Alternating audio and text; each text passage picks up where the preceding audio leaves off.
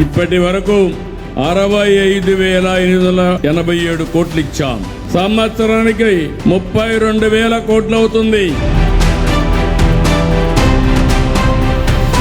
4,000 రూపాయలు, 6,000 రూపాయలు, 10,000, 15,000 పూర్తిగా బెడ్కే పరిమితం అయితే 15,000 రూపాయలు ఇచ్చే ఏకైక ప్రభుత్వం భారతదేశంలో ఒక్క తెలుగుదేశం ఎన్డీఏ ప్రభుత్వమే.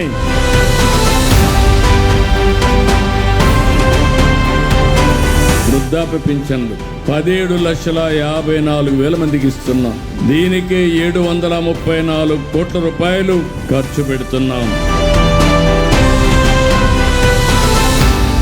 62,34,000 మందికి అంటే దగ్గర 63,34,000 కుటుంబాలకి ఆర్థిక సహాయం చేస్తున్నాం.